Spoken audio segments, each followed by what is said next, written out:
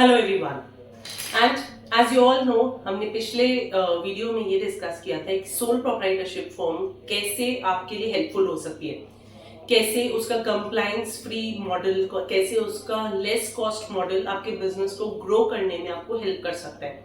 लेकिन there is one problem with sole proprietorship form, ये होती है एक सोल ट्रेडर के लिए। if there are more than one people in your business who hold an essential place in that business, यानी कि एक से ज्यादा लोग हैं, पार्टनर्स हैं, या there has to be a partner with you in your business, then sole proprietorship form आपके लिए सही नहीं है। In that particular case we suggest either partnership form or an LLP। सबसे पहले तो डिस्कस करते हैं कि what is actually a partnership form, what is LLP, and then we'll come to what is better। Partnership form होती है एक entity जो दो या दो से ज्यादा लोग मिलके बनाते हैं। पार्टनरशिप फॉर्म बनाने के दो तरीके होते हैं। नंबर वन, आप सिंपली एक नोटरी रजिस्ट्रार के पास जाइए, एक पार्टनरशिप डीड एग्जीक्यूट करवाइए और उस पे स्टैंप लगवाइए एंड बोला यू आर डन। उसका एक पैन कार्ड अप्लाई होगा, उसका जीएसटी रजिस्ट्रेशन होगा and your bank account will be open with all of this. Now आपके पास दूसरा तरीका पार्टनरशिप फॉर्म बनाने का है कि आप पार्टनरशिप एक्ट 1932 के हिसाब से रिलेटेड अथॉरिटीज के पास जाइए, all the documents which are required for it, which is a long list, वो सब दीजिए और फिर अपनी पार्टनरशिप फॉर्म को एग्जिस्ट करवाइए। हम यूजुअली फर्स्ट ऑप्शन ही चूज करते हैं क्योंकि पार्टनरशिप एक्ट 1932 में यूजुअली वो लोग जाते हैं जिनके बहुत मोटी इन्वेस्टमेंट अगर हो रही है, या फिर दो हम रिलेटेड पार्टीज नहीं है, अनरिलेटेड पार्टीज हैं, ट्रस्ट फैक्टर्स हैं, तो फिर हम कहते हैं कि आप पार्टनरशिप एक्ट में अपना पार्टनरशिप फॉर्म को रजिस्टर करवाइए। नाउ पार्टनरशिप फॉर्म के प्रोज एंड कॉन्स को डिस्कस कर लेते हैं। Number one, tax rate is a con, क्योंकि 30% टैक्स रेट फ्लैट है। सोल प्रोप्राइटरशिप में जहां पे आप स्लैब बेनिफिट्स यूज कर रहे थे, पार्टनरशिप फॉर्म में आपको वो सारे स्लैब बेनिफिट्स नहीं मिलेंगे। सिंपल सा रूल है, प्रॉफिट्स का 30% is what government asks from you. Number two, उसका कंप्लायंस लेस मॉडल, यानी कि less of compliance are required in a partnership form. बहुत कम कंप्लायंस की जरूरत होती है, आपको सीए की शक्ल बार बार नहीं देखनी पड़ती है, सिर्फ income tax return, and if audit is required then audit is done in that particular compliance. उसके अलावा कोई और कंप्लायंस नहीं होता। Obviously if you are registered under GST तो वो जीएसटी कंप्लायंस तो आपका हर मॉडल में रहेगा।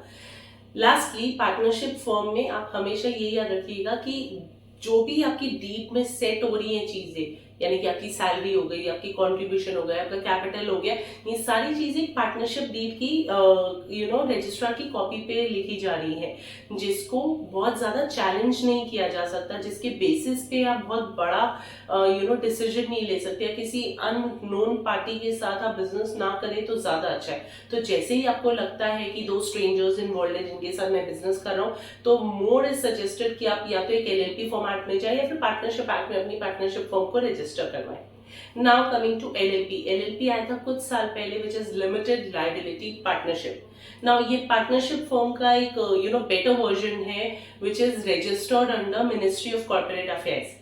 इसका registration is not that simple, it takes 15 to 20 days to register LLP. The tax rate same रहता है, एलएलपी और पार्टनरशिप फॉर्म का tax rate is 30% flat of the profits of the LLP. Now the problem areas are कि LLP का compliance comparatively एक partnership form से कई गुना ज्यादा रहता है।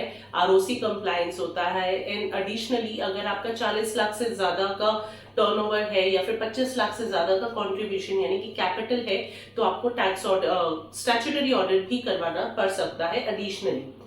अदर देन दिस, दो बेनिफिट्स हैं एलएलपी के, वो ये हैं कि उसमें आपको ट्रांसपेरेंसी मिलती है, यानी कि एलएलपी की बुक्स, एलएलपी की डिटेल्स सारी एमसीए के पोर्टल पे ऑल टाइम विजिबल रहती है।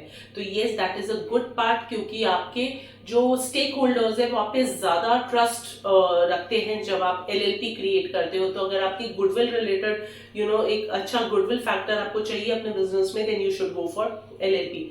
सो ये सारी ट्रांसपेरेंसी, गुडविल, ये चीजें आपको एलएलपी की तरफ मोटिवेट करती है। But at the same time अगर आपका बिजनेस सेट है, आपके वेंडर्स सेट है, आपको ट्रांसपेरेंसी और गुडविल से कोई इतना ज्यादा फर्क नहीं पड़ता, then obviously we'll suggest you a less compliant model. And specially अगर आप बिजनेस स्टार्ट कर रहे हो तो हमेशा हम आपको पार्टनरशिप फर्म ही सजेस्ट करेंगे रादर देन एन एलएलपी। हाँ, ऑब्वियसली जब आपका बिजनेस सेटल अप हो जाए तो आप एक अपनी partnership firm, existing partnership firm को एक एलएलपी में इजीली कन्वर्ट कर सकते हो, which is what we suggest to our clients also.